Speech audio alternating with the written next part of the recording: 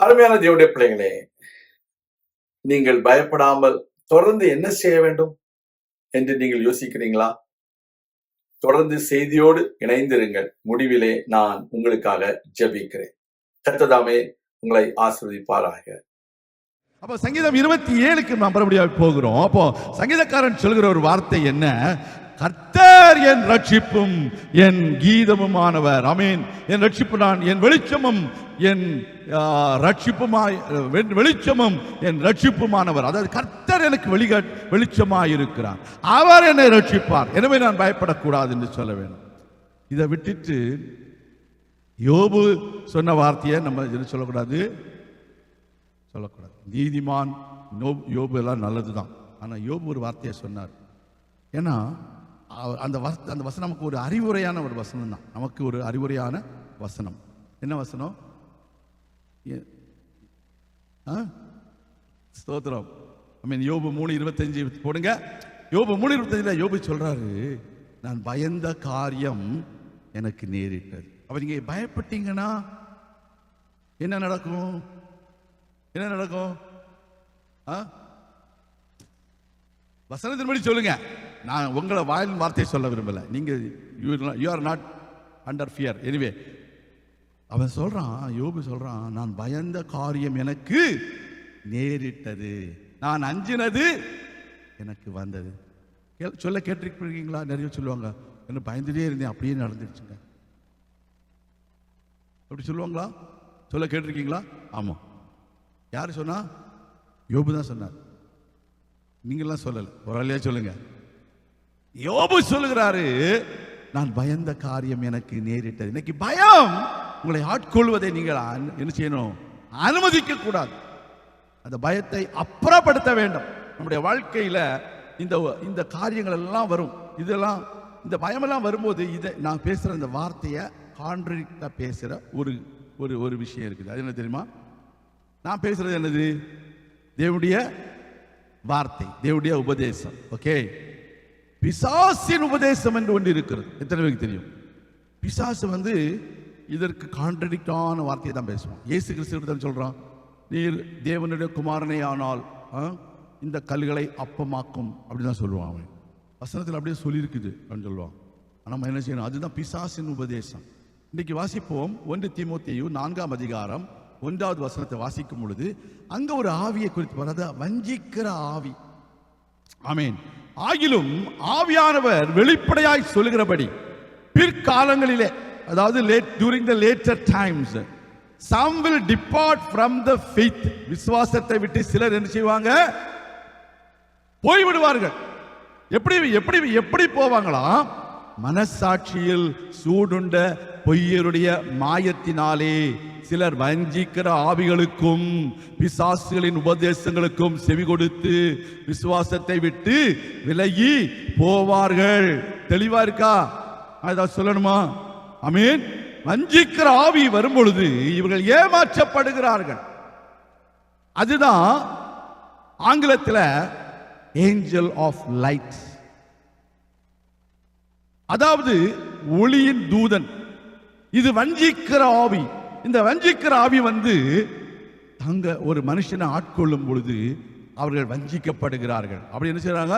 மனசாட்சியில் சூடுண்ட பொய்யருடைய மாயம். அதாவது ஒரு தப்பு பண்ணினோம்னா ஆவியானவர் நம்ம மனசாட்சியில நம்மளை உறுத்துவார், நம்மளை ஞாபகப்படுத்துவார். வசனத்தை ஞாபகப்படுத்தி, நீ செய்யறது தப்புப்பா, நீ செய்யறது தப்பு மகளே அப்படின்னு சொல்லுவார்.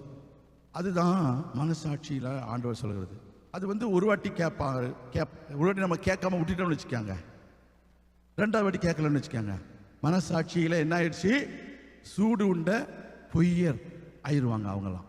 அப்ப மனசாட்சியில எவ்வளவு உறுத்தினாலும் அதுக்கு ஏதாவது பிசாசு ஒரு ட்விஸ்டான ஒரு வேர்டை சொல்லுவாங்க.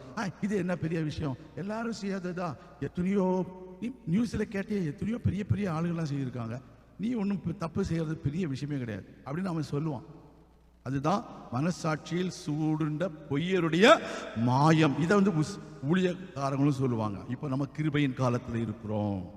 நம்ம தப்பு செய்ததெல்லாம் கர்த்தர் ஏற்கனவே மன்னித்து விட்டார். இனிமே நீ என்ன செய்தாலும் அது பாவம் இல்லை. Once saved is always saved அப்படி சொல்லுவாங்க. எப்படி? அப்படியா சொல்லுது வசனம்? இல்லை. நம்ம எப்பொழுதும் எல்லா நேரத்திலையும் பரிசுத்த ஆவியானவரால் நடத்தப்பட வேண்டும். பாவங்களை அறிக்கை பண்ண வேண்டும். கடைசி பரியந்தம் நிலைத்து நிற்பவனே ரட்சிக்கப்படுவான். இதெல்லாம் இந்த மனசாட்சியில சூடுண்ட பொய்யருடைய மாயத்தினால் சிலர் வஞ்சிக்கிற ஆவிகளுக்கும், அடுத்தது என்னது, பிசாசுகளின் உபதேசங்களுக்கும் செவி கொடுப்பார்கள். அப்புறம் அவங்க சொல்லுவாங்க இதெல்லாம் தப்பே கிடையாது. அதாவது ஒரு வசனத்தை எடுத்துக்கோங்க, கர்த்தர் நம்முடைய பாவங்களை எண்ணாது இருக்கிறார் அப்படின்னு இருக்குது. எண்ணாது இருக்குன்னா he did not remember our sins. Okay, அவர் மன்னிக்கிறார், மறக்கிறார், அதான் சொல்லப்படுகிறது. இவங்க என்ன சொல்லுவாங்க, அவர் எண்ணிட்டா இருக்காரு, எண்ணிட்டா இருக்காரு. அவர் எண்ணிட்டெல்லாம் கிடையாது. சென்னையில் ஒரு ஊழியக்காரர் சொன்ன வசனம் இதெல்லாம் நான் சொல்கிறேன். கர்த்தருடைய பிள்ளைகளை இன்னைக்கு ரொம்ப கேர்ஃபுல்லாக இருக்கணும். நீங்கள் எதை கேட்குறீங்களோ அங்கேயும் இங்கே இங்கே இங்கே எங்கே பிச்சு பிச்சு சாப்பிட்றோம். கொஞ்சம் யோசிச்சு பாருங்க. நீங்களாம் எங்கே சாப்பிட்றீங்க? நீங்களாம் எங்கே சாப்பிட்றீங்க சொல்லுங்க தயவு செய்து. வீட்டில் சாப்பிட்றோம். உங்கள் வீடு எங்கே இருக்குது? அட்லாண்டா தமிழ் சபை. சத்தமா இல்லையே? ஆமேன். அதுதாங்க பிசாசுகளின் உபதேசம், வஞ்சிக்கிற ஆவிகள். ஜாக்கிரதையா இருக்கணும். இந்த சபைக்குன்னு ஆண்டவர் என்ன வசனம் கொடுக்கிறாரோ அது இந்த சபை மக்களுக்கு. வேற சபையில் உள்ள அந்த போதகர்கள் அது அந்த சபைக்கு, அவ்வளவுதான். அவங்களுக்கு கொடுக்குறாரு, அவங்க சபை கொடுக்குறாரு. அந்த சபையில் பார்த்தீங்கன்னா டான்ஸ் எல்லாம் ஆடுவாங்க, பாட்டு பாடுவாங்க, சினிமா பாட்டு பாடுறாங்க. சர்ச்சில் எப்படி? சர்ச்சில் ஆராதனையில் என்ன பாட்டு பாடுறாங்க? வேணும்னா நான் கிளிப் எடுத்து உங்களுக்கு அனுப்புறேன். ஒரு ஆளியா நம்ம ஊர்ல தான். என்னுடைய பிள்ளைகளே, அதெல்லாம் தப்பு கிடையாது. இதை தான் பைபிளில் உள்ளதை தான் அவர் பாட்டில் எழுதியிருக்கிறாராம். எப்படி நியாயப்படுத்துறது பாருங்க. வசனம் சொல்லுது, நீ கண்களை நம்பாதே, காண்பதெல்லாம் போய். அவர் அதுதான் எழுதியிருக்கிறாரு. அந்த பாட்டை பாடுறாங்க ஒரு ஷிப்பில். எப்படி இருக்கணும்? அதுவும் அவங்க சொல்றாங்க நாங்களும் பரிசுத்த ஆவியில் அந்நிய பாஷையும் பேசிக்கிறாங்க. அது என்ன பரிசுத்த ஆவியோ, அது என்ன அந்நிய பாஷையோ எனக்கு தெரியல. ஜாக்கிரதை. அதான் வஞ்சிக்கிற ஆவிகளுக்கும் பிசாசுகளின் உபதேசங்களுக்கும் செவி கொடுத்து விசுவாசத்தை விட்டு விலகி போகுவார்கள். அல்லேலூயா. நீங்க அந்த வஞ்சிக்கிற ஆவி தான் என்ன செய்யும்? பிசாசு வந்து உள்ள வந்துடும். நம்ம என்ன இதுக்காக வந்தோம்னா, இந்த பயத்தில் இருக்கிறவங்களுக்கு சொல்லுவாங்களா, மிரண்டவன் கண்ணுக்கு இருண்டதெல்லாம் பேய். அப்படிதான் இருப்போம். நம்ம எல்லாம் தெளிவா இருக்கணுங்க. ஒரு ஆளியா சொல்லுங்க. அப்போ 2 தீமோத்தேயு 1ஆம் அதிகாரம் 7வது வசனம் நம்ம எடுத்தோம். முதலாவது எடுத்த வசனம் அதுதான். தேவன் நமக்கு பயமுள்ள ஆவியை கொடாமல், அந்த வசனம் எப்படி முடியுது? பலமும் அன்பும் தெளிந்த புத்தி உள்ள ஆவி. ஒரு ஆளியா சொல்லுங்க. இன்னைக்கு உங்களுக்கும் எனக்கும் ஆண்டவர் கொடுக்கிறது தெளிந்த புத்தி உள்ள ஆவி. அல்லேலூயா. கர்த்தருடைய பிள்ளைகளே, தெளிந்த புத்தியுள்ள ஆவிய நம்ம அடைந்து கொள்ள வேண்டும் என்றால் தெளிந்த வேதாகம வசனங்களை வாசிக்க வேண்டும். அதனால இன்னைக்கு இந்த செய்திக்கும் நாங்கள் ரெண்டும் பேசவே மாட்டோம். இதை பற்றி என்ன பேசுகிறோம், என்ன வைக்கிறோன்னு. அவர் கிளீனாக சொன்னார். பரிசுத்த ஆவி வேணுமா? இயேசு இடத்துல வாங்க. ஒரு ஆளியா சொல்லுங்க. பரிசுத்த ஆவிக்காக வேற எங்கேயும் போங்க. இயேசு என்ன சொன்னாரு? Come unto me those who are thirsty. Amen. I will give you the Holy Spirit. I will give you the living water. ஜீவ தண்ணீர் நான் உங்களுக்கு தருவேன்னு சொன்னார். கர்த்தருடைய பிள்ளைகளே, அப்ப நம்ம என்ன செய்கிறோம் இந்த நாட்களில்? இன்னொன்று என்னது? கீழ்ப்படியாமையின் பிள்ளைகளிடத்தில் கிரியை செய்கிறதான ஒரு ஆவி இருக்குது. இவங்க கீழ்ப்படிய மாட்டாங்க. நீங்க என்ன சொல்லுங்க? இப்போ உங்க பிள்ளை ஏன் நான் சின்ன பிள்ளையா இருக்கும்போது நான் இப்படி எல்லாம் எங்க பெற்றோருக்கு கீழ்ப்படியாமே இருக்கலையே, இந்த பையன் பாரு என்ன கீழ்ப்படியவே மாட்டாங்கிறான் அப்படின்னு சொல்லி கேள்விப்பட்டிருக்கீங்களா? சொல்லுவாங்க சில பெற்றோர்கள். அதெல்லாம் என்னது? அந்த பிள்ளைய அந்த பிசாசு பிடிச்சிட்டு உங்களை டென்ஷன் படுத்துறதுக்கு செய்யற வேலை. ஒரு ஆளியா சொல்லுங்க. உங்களையும் உங்க குடும்பத்தையும் டென்ஷன் படுத்துறதுக்கு உங்களை தொட முடியாது. அது சின்ன பிள்ளையில அந்த சின்ன பிள்ளைய என்ன செய்வான்? இவன் ஆக்கிரமிச்சிருவான். அதனால அந்த பிள்ளை கீழ்ப்படியாம இருக்கும். அந்த பிள்ளைகளிடத்தில் கிரியை செய்கிற ஒரு ஆவி இருக்குது, அந்த ஆவி. ஸோ இது எல்லாமே உங்க உள்ளத்தை குழப்பி பயமுறுத்தி நீங்க எல்லாம் பிசாசு உங்களை தன்னுடைய வசப்படுத்துவதற்கு செய்கிற காரியங்கள். நம்ம அதன் தெளிவா இருக்கணும். அதான் தெளிந்த புத்தியுள்ள ஆவி. அப்ப இந்த தெளிந்த புத்தியுள்ள ஆவி நம்மிடத்தில் இருக்க வேண்டும். நமக்கு என்ன இல்லை? பயமுள்ள ஆவியே இல்லை. அப்ப முதலாவது இதுதான் இன்ட்ரோடக்ஷன் டு பயப்படாதே. நீங்க பயப்படாம இருக்கணும்னா இதெல்லாம் நீங்க தெரிஞ்சாதான் செய்ய முடியும். என்ன, you have to differentiate between the different spirits with the smaller case C S, the smaller case S. Amen. அன்னைக்கு நான் சொன்னேன் பாருங்க, பரிசுத்த பெந்தெகோஸ்தே நாள் அன்னைக்கு சொன்ன உடனே அது சிலவங்களுக்கு, பாஸ்டர் எனக்கு கரெக்டாக சொன்னீங்க பாஸ்டர், நானும் நினச்சிக்கிட்டேன் இதுவரை கிஃப்ட் பேக்கேஜ் தான் பண்ணுவாங்க போல நினச்சிக்கிட்டேன் பாஸ்டர், நான் அங்கே போய் கிஃப்ட் கொண்டு கொடுத்து பேக் பண்ண வச்சிடலான்னு நினச்சேன்னு சொல்கிறாங்க ஒருத்தவங்க. நான் சொன்னேன், ஐயோ நான் அந்த சொல்லிட்டு நான் தெரியாமல் சொல்லிட்டேன் ஆண்டவரேன்னு சொல்லி மன்னிப்பு கேட்டேன் ஆண்டவர். அது மறுபடியும் சொல்ல விரும்பலை. ஆமென். கிஃப்ட் ரேப் பண்ணுறதுக்கு அங்கெல்லாம் போயிடாதீங்க யாரும். ஆமென். இப்போ இனிமேலாவது புரியாமல் இது ஓப்பனாக சொல்லக்கூடாது, பரவாயில்லையா? அப்போ நான் என்ன சொல்ல வரேன், இன்னைக்கு கர்த்தருடைய பிள்ளைகளே, நீங்களும் நானும் பயப்படக்கூடாது. ரெண்டாவது என்ன செய்யணும், first of all we are identifying the spirit. What is the spirit of fear? ரெண்டாவது அதை ஓவர் கம் பண்ண என்ன செய்யணும், we need to believe on the word of God. ஆண்டவருடைய வார்த்தையை விசுவாசிக்கணும். ஆண்டவர் சொல்லுகிறாரு, நீ கீழாகாமல் மேலாவாய், நீ வாளாகாமல் தலையாவாய். ஆமென். உனக்கு நீடித்த வாழ்வு உண்டு. ஆமென். என்னைக்காவது ஆண்டவர் நீ 30 வயசுல இறந்து போயிடும் நீ யார்த்தையா சொல்லியிருக்காரு? எந்த செத்து போன பையனையும் எழுப்பி விட்டவர் நம்முடைய ஆண்டவர். ஒரு ஆளியா சொல்லுங்க. ஆனா பிசாசு வந்து சொல்லுவோம், என்ன சொல்லுவோம், ஒரு சகோதரி அன்னைக்கு சாட்சியில் சொன்னாங்க. ஆனால் இதே மாதிரி ஆண்டவர், நான் இதெல்லாம் நோட்ஸ் எல்லாம் கிடையாது, சும்மா அப்படி பேசுறேன், ஆவியான கொடுக்குறத சொல்றேன். பிசாசு சொல்லுவான், உங்க தாத்தா 51 வயசுல இறந்து போயிட்டாரு, நீ செத்து போயிடுன்னு சொல்லுவார். நோ, அந்த சகோதரி அழகா சொன்னாங்க, அவங்கள ஆண்டவர் 51 வயசு தாண்டிட்டார். ஒரு ஆளியா சொல்லுங்க, 51வது பிறந்த நாள். இன்னைக்கு நான் சொல்ல வரேன், பிசாசு இப்படி தான் சொல்லுவான், உங்க இது வந்து அதுதான் ஜெனரேஷனல் கர்சஸ்ன்னு சொல்லுவான். இருக்கட்டும், ஆனால் அந்த ஜெனரேஷனல் கர்சஸையும் நம்முடைய ஆண்டவர் கல்வாரியிலே என்ன செய்துட்டாரு, கேன்சல் பண்ணிட்டாரு. ஹல்லேலூயா. 65 வயசுல யாரும் சாக மாட்டோம் சொல்லுங்க, நான் சாக மாட்டேன்னு சொல்லுங்க. முன்னால் சொன்னவங்க இருக்கட்டும், கேன்சல். இன்னைக்கு நீங்களும் நானும் சாக மாட்டோம் அப்படி சொல்லுங்க. ஹல்லேலூயா. 65 வயசு வரும் பார்த்துக்கலாம் அப்படி சொல்லுங்க. ஒரு ஹல்லேலூயா சொல்லுங்க. ஹல்லேலூயா. பார்த்துக்கலான்னா நான் என்னையே சொல்றேன், இன்னும் வயசு ஆகலை, வரும்போது பார்த்துக்கலான்னு சொல்றேன். நான் உங்களை சொல்லலை, நீங்களே சின்ன பிள்ளைங்க. ஆமென். உங்களுக்கு இன்னும் வயசு 22 23 வயசுல எல்லாம் இருக்கிறீங்க. ஆமென். நான் ஏற்கனவே சொல்லியிருக்கல, 20 வயசு குறைக்கணும்னு சொல்லியிருந்தல, வந்து கூலிக்காரங்க சொல்லிட்டு போனாங்கல்ல. சரி, எத்தனை வயசு குறைக்கணும்? அன்னைக்கு ஒரு அக்காட்ட வந்து, ஐயோ அக்கான்னு கூட சொல்லக்கூடாது, ஆண்டின்னு சொல்லிட்டேன். நான் ஆண்டின்னு சொன்னேனோ, என்ன எப்படி நீங்க ஆண்டின்னு சொல்லலாம்? உங்க ஊர் தான், கலிஃபோர்னியாவிலேருந்து வந்திருந்தாங்க, லாஸ் ஏஞ்சலஸ் ஏரியாவிலேருந்து. என்ன நீங்க எப்படி ஆண்டின்னு சொல்லலாம்? நான் சொன்னேன், ஐயோ அவங்க ஆண்டின்னு கூப்பிட்டாங்க, நானும் ஆண்டின்னு கூப்பிட்டேன். நான் உங்களை ஆன்சைன்னு கூப்பிடல, அமெரிக்காவில் ஆன்சைனா டிஃப்ரெண்ட். அது சரி சரி சரி, அப்போ எப்படி அக்காவா, நீங்கள் அக்காவுக்கு அக்கான்னு வச்சுக்கணும், அட்லீஸ்ட் அக்கானாவது ஒத்துக்கிட்டாங்களே, வேற தங்கச்சின்னு சொல்லுங்க, சொல்லிடக்கூடாது. அது வேற. அவங்களுக்கு தாத்தா பாட்டி, அவங்க பாட்டி ஆகிட்டாங்களோ? பாட்டி ஆகிட்டாங்களா இல்லையா? பாட்டி ஆகலையா? எனிவே, எனக்கு அப்படி தெரியாமல் சொல்லிடக்கூடாது பாருங்க. அவங்களெல்லாம் நீங்கள் பெருசாக இருக்கணும், அதனால உங்களால் யங்ஸ்டர்ஸ்ன்னு சொல்கிறேன் கத்தர். அப்புறம் நான் என்ன சொல்ல வரேன், கத்தருடைய பிள்ளைகளே, வார்த்தையை விசுவாசியுங்க. ஜீவனுள்ள நாளெல்லாம் நன்மையும் கிருபையும் என்னை தொடரும். ஒரு ஆளியா சொல்லுங்க, நன்மை, goodness and mercy. Wherever you go, God will give you good things.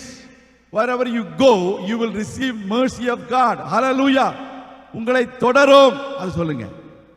நான் கர்த்தருடைய வீட்டில் நீடித்த நாட்களாய் நிலைத்திருப்பேன் சொல்லுங்க. அதை அறிக்கை பண்ணுங்க, ஆண்டவருடைய வார்த்தை. ரெண்டாவது, ஆண்டவர் கொடுக்கிற வாக்கு தத்தங்களை அறிக்கை பண்ண வேண்டும். இன்னைக்கு இந்த மாதத்தில் ஒரு வாக்குத்தத்தம் கொடுத்திருக்காருனா, இந்த வருடத்தில் ஒரு வாக்குத்தத்தம் கொடுத்திருக்காருனா, அதை அறிக்கை பண்ணுங்க. நான் எதிர்பார்க்கிற காரியங்களை நான் பெற்றுக்கொள்ளும்படிக்கு என் தேவன் எனக்காக அதை அறிந்து வைத்திருக்கிறார். எனக்கு சமாதானத்திற்கு ஏதுவான முடிவுகளை தருவார். ஆமென். He will give me a future and a hope. He will not give me disaster. ஆமென். ஆமென். கர்த்தருடைய பிள்ளைகளை அதை அறிக்கை பண்ணணும், வாக்குத்தத்தங்களை அறிக்கை. ரெண்டாவது. மூணாவது, our Lord Jesus has the ultimate power.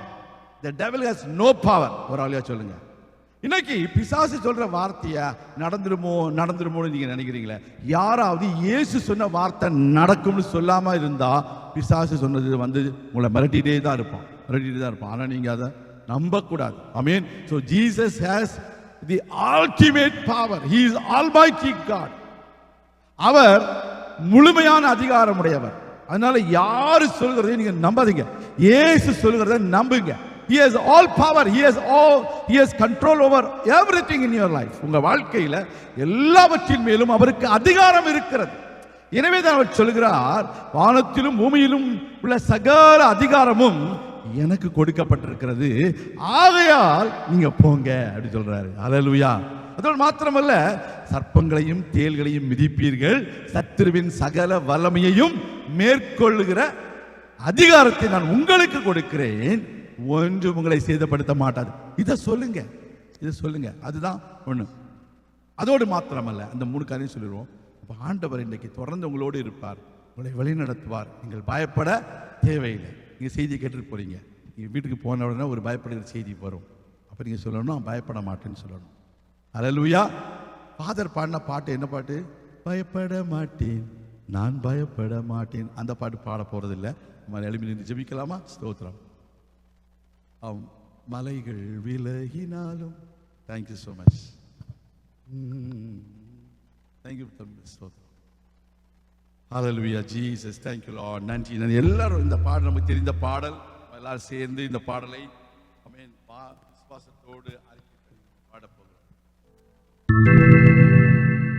மலைகள் விலகினாலும் பர்வதங்கள் நிலை பெயர்ந்தாலும் கிருபை விலகாது, சமாதானம் நிலை பெயராது. மலைகள் விலகினாலும் பர்வதங்கள் நிலை பெயர்ந்தாலும் கிருபை விலகாது, சமாதானம் நிலை பெயராது.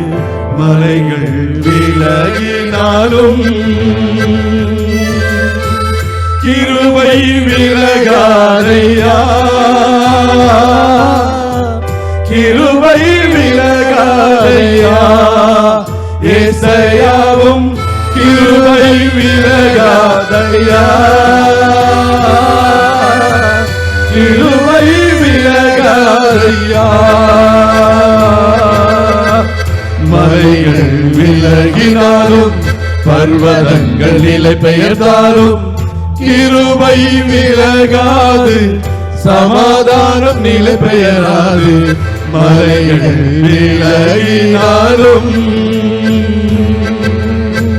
நீதியினால் நான் ஸ்திரப்படுவே, கொடுமைக்கு நான் தூரமாவே. நீதியினால் நான் ஸ்திரப்படுவே. உணர்ந்து பாடுவோம். கொடுமைக்கு நான் தூரமாவே, பயமில்லாதிருப்பே. தீர்க்கு தூரமாவே, பயமில்லாதிருப்பே. தீர்க்கு தூரமாவே. எதுவும் என்னை அணுகுவதில்லை, எதுவும் என்னை அணுகுவதில்லை. எல்லாரும் கிருபை விலகாதையா, கிருபை விலகாதையா. ஏசாயாவும் கிருபை விலகாதையா, கிருபை விலகாதையா. மலைகள் விலகினாலும் பர்வதங்கள் நிலை பெயர்ந்தாலும் கிருபை விலகாது, சமாதானம் நிலை பெயராது. மலைகள் விலகினாலும் எனக்கு விரோதமாய் எழும்பும் ஆயுதம் வாய்க்காதே போகும் என்று வாக்களித்து, உங்களுக்கு விரோதமாய் எழும்புகிற ஆயுதங்கள் வாய்க்காதே போகும் என்று ஆண்டவர் சொன்னார். அவருடைய வார்த்தையை விசுவாசிக்கிற தேவனுடைய பிள்ளையை, உங்கள் வாழ்க்கையில விசுவாசம் கொண்டு வருகிற எல்லா விதமான அநியாயங்களும் அட்டுழியங்களும் விலகி போகும். எனக்கு விரோதமாய் நியாயத்தில் எழும்பும் நாவை, எனக்கு விரோதமாய் நியாயத்தில் எழும்பும் நாவை குற்றப்படும்படி செய்திடுவீர், குற்றப்படும்படி செய்திடுவீர். கிருபை விலகாதையா, கிருபை விலகாதையா, ஏசாயாவும் கிருபை விலகாதையா, கிருபை விலகாதையா.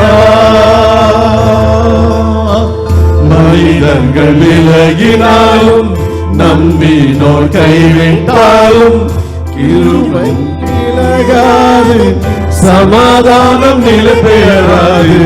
மனிதர்கள் விலகினாலும் நம்பினோர் கைவிட்டாலும் கிருபை விலகாது, சமாதானம் நிலை பெயராது. மனிதர்கள் விலகினாலும் கிருபை விலகாதையா, கிருபை விலகாதையா, ஏசாயாவும் கிருபை விலகாதையா, கிருபை விலகாதையா. கரங்களை தட்டி நன்றி செலுத்துவோம். அஷ்ஷாபாரபா தீபாரபா தீபாரபா சந்துரபாபா. இயேசு கிறிஸ்துவின் நாமத்தினாலே தேவனுடைய பிள்ளைகளுக்கு விரோதமாய் வைக்கப்படுகிற ஆயுதங்கள் வாய்க்காதே போவதாக. தேவனுடைய பிள்ளைகளை கலங்கடிக்கிற ஆவிகள், குழப்பத்தின் ஆவிகள், வஞ்சகத்தின் ஆவிகள், பிசாசின் உபதேசங்கள் எல்லாவற்றிலும் இருந்து தேவனுடைய பிள்ளைகளை கர்த்தர் விடுதலையாக்குவீராக. ஓ ரபா தீபா ரபா சந்துரி பிக்கபல ரபா. இயேசு கிறிஸ்துவின் நாமத்தினாலே அற்புதங்கள் நடைபெறுவதாக, அடையாளங்கள் நடைபெறுவதாக. தேவனுடைய சபைக்கு விரோதமாய் செயல்படுகிற பிசாசின் வல்லமைகள், அதிகாரங்கள், துரைத்தனங்கள் இப்பொழுதே விலகி போகட்டும். ஓ ரபா தீபா ரபா ஷபா ரபா தீபா ரிக்கபல ரபா. அப்பா, நம்முடைய பிள்ளைகளுக்காக நாங்கள் ஜெபிக்கிறோம். நம்முடைய பிள்ளைகளை கண்ணோக்கி பார்த்தருளும், அற்புத அடையாளங்களை செய்தருளும், உடைய நாமத்தை மகிமைப்படுத்தும். ஷபா ரபா தீபா ரபா சந்துரி பிக்கபல ரபா. ஹalleluya ஜீசஸ், ஹalleluya ஜீசஸ். ஓ ரபா தீபா ரபா சந்து ரபா தீபா ரபா. ஹalleluya. ஜெபிக்கிற நேரத்தில் தயவு செய்து பெற்றோர்கள் பிள்ளை கவனிங்க. ஹalleluya, டிஸ்ட்ராக்ட் பண்ணாதீங்க தயவு செய்து. ஓ ரபா தீபா ரபா சந்து ரிபிக்கபல ரபா. விடுதலை விடுதலை. யாரு மௌனமா இருக்காங்க? யார் வீட்டில் யாருக்கு விடுதலை வேணுமோ நீங்கள் கர்த்தரை துதியுங்க. ஹalleluya. தேவனுடைய பிள்ளைகளே, தலைச்சன் சங்காரம் நடக்கிற பொழுது மூத்த பிள்ளைதான் கர்த்தருடைய நாமத்தை மகிமைப்படுத்தி இருக்க முடியும். இன்றைக்கு உங்களுக்கு ஒரு பிரச்சனை வந்தா, நீங்க துதிக்காவிட்டால், நீங்கள் கர்த்தருக்கு கூப்பிடாவிட்டால் உங்க வாழ்க்கையில விடுதலை வர முடியாது. ஓ ரப்பா பதி மரிபா ரபா சந்துரி பிக்கபல ரபா. எல்லா பிசாசின் கிரியைகள், வல்லமைகள், அதிகாரங்கள், அந்தகார சக்திகள் அனைத்தையும் இயேசுவின் நாமத்தில் முறியடிக்கிறோம். நம்முடைய பிள்ளைகள் வாழ்க்கையில் இந்த பயத்தின் ஆவியை நாங்கள் எடுத்து பாடுகிறோம். தெளிந்த புத்தியுள்ள ஆவி உடைய பிள்ளைகள் வாழ்க்கையிலே எப்பொழுதும் இருப்பதாக. கர்த்தாவே, உடைய பிள்ளைகளை உற்சாகப்படுத்தும், உடைய பிள்ளைகளை கர்த்தர் பலப்படுத்தும், ஆசீர்வதியும், சகல நன்மைகளாலும் திருப்திப்படுத்தும். ஸ்தோத்திரம். துதி கனமகிமை யாவற்றையும் உமக்கே செலுத்துகிறோம். கர்த்தரும் இரட்சகரும் மீட்பருமாகிய இயேசு கிறிஸ்துவின் நாமத்தில் ஜெபிக்கிறோம் நல்ல பிதாவே. ஆமென், ஆமென். ஸ்தோத்திரம்.